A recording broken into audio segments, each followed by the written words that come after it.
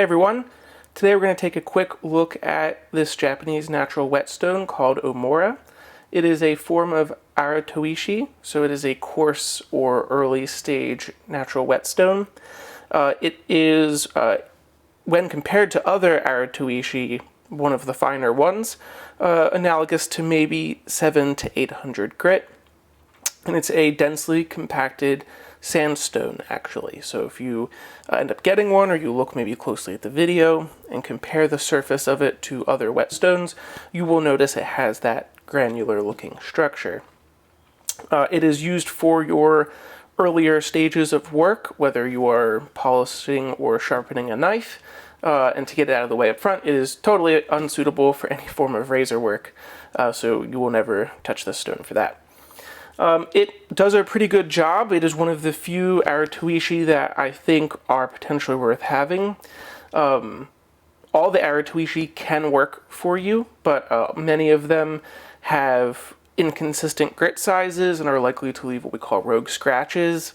One scratch in the blade that is significantly deeper than the others which are being put down. So you'll have to work a lot longer on the blade to get the scratch to be removed. With that said, I think natural Aratoishi whetstones lend themselves better to knife sharpening than knife polishing, where that rogue scratch, if you care, could be more easily worked out. You're working less metal at one time. But primarily, you probably don't care about the rogue scratch there. It's not seriously going to affect your performance. Whereas when we polish the blade, those are going to make a much larger difference. So anyway, on to using the stone. We'll go ahead and wet it down first, and I'll talk a little bit more about it while it drinks up the water. These can be fairly thirsty stones. Some people will soak them for a little bit of time, so long as the sides and the back are sealed. That's safe to do. This is one of the gray Omura stones. There are multiple forms of Omura, and there's a tanner one, sometimes called Kamato, which is significantly coarser at the very early end, the coarse end of the Aratoishi lineup. But these gray ones tend to have a finer structure, and they feel like actually a 700 to 800 synthetic stone. Not all natural weight stones feel like synthetic stones, but this actually has a pretty interesting feel in that regard to it. So go ahead and let it soak up a little bit more water. Despite me saying, hey, I'm not as big of a fan for Aratoishi for polishing, I will be polishing with this today.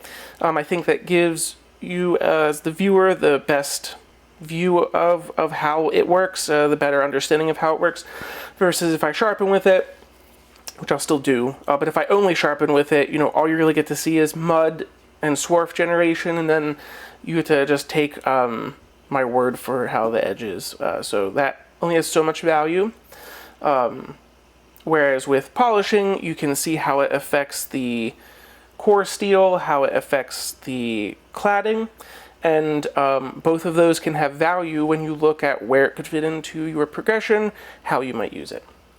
So we're going to generate a slurry with a diamond plate. You could use a Tomo Nagura or whatever. They're very easy to get. There's a lot of them out there. And before we start, something interesting about these Omura stones is that not only are they part of the traditional sword polishing cycle, so they're still around, they're still mined, they're affordable. They're the earliest, not the earliest, the step after the extremely early stage. So you do quite a bit of work on this in a traditional sword polishing progression. But even more so, often smaller handheld chunks of this are usually used to condition other whetstones, the surface of it in preparation for polishing. So this can be an interesting whetstone to use even if you don't want it as a very coarse whetstone. Maybe you can track down a handheld Nagura and use it to condition a Suida, a Nawasedo, something like that. And it does, it roughs up the surface without scratching the stone. And it definitely can help the performance of other stones. Just make sure you wash away all of the Omura grit, because obviously it's a coarser stone. In this case, though, we're not doing that. We're just going to use it. So let's go ahead and...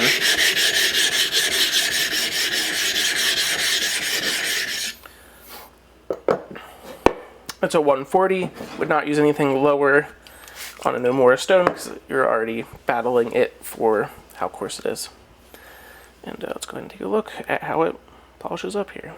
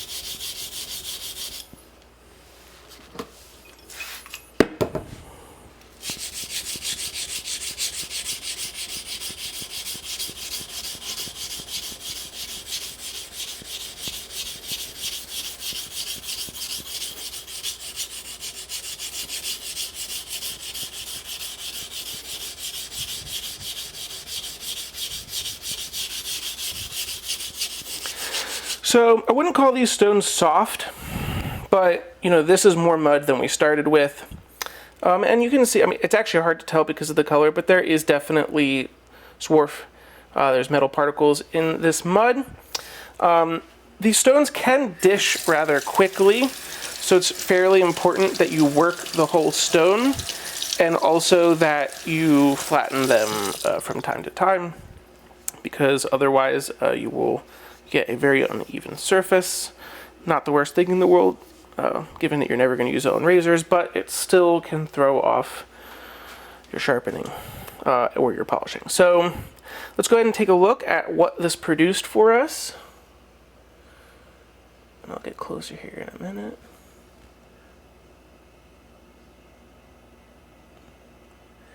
And as one would expect with it being a Aratoishi, it's a fairly heavy scratch pattern on both the core steel and the cladding. So let's go ahead and see if we can get closer here.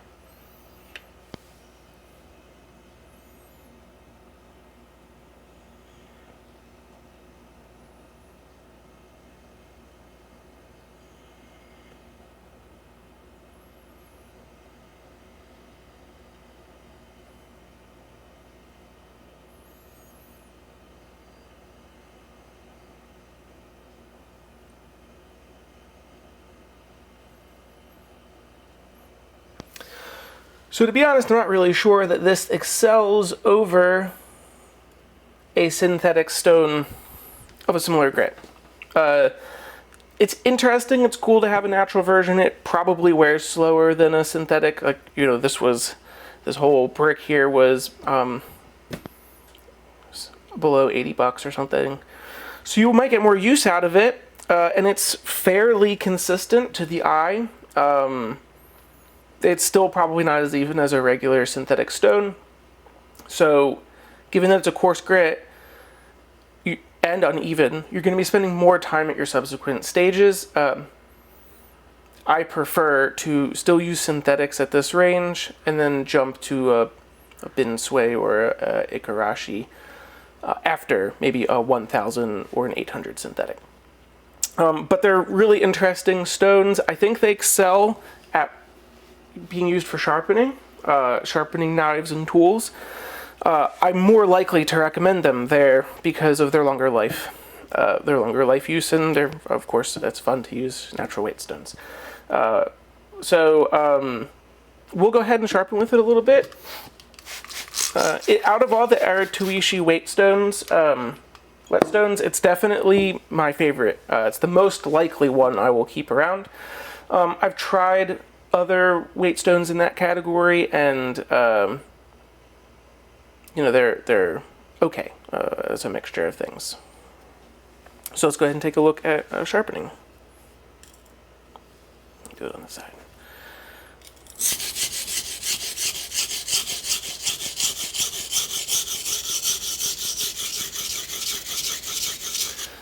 we should refresh the surface, just so you guys can hopefully see what it really does.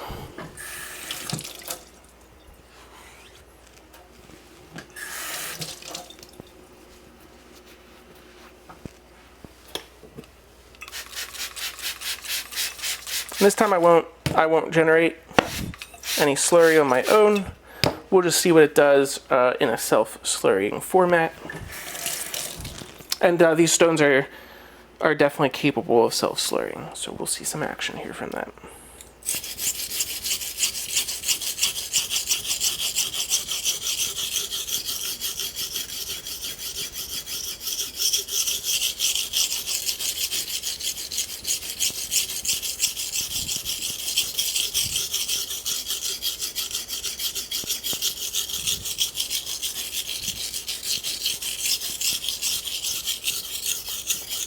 So something else I find I'm hesitant when using these whetstones, these Omura whetstones, is so as with everything, right? You're going to get slurry on the blade faces, and you're moving your hand across the blade as you sharpen. Because the grit is so coarse, there's a chance that you might scratch your blade, the secondary bevel here, as you're working across the stone. Of course, you have that chance with a synthetic as well, but given how this releases, it has a lot of sand particles that are floating around in it, so you can feel it under your fingers. So just be careful with that if you choose to do it, but I mean, it does leave a very aggressive, toothy edge quickly. Which is really what you want from something in this category. So that is the Omura Aratoishi Japanese natural whetstone. Hopefully you found it insightful. If you're looking to get one or interested in those coarser whetstones, this can help you inform your choice about whether or not it's right for you. Anyway, until next time.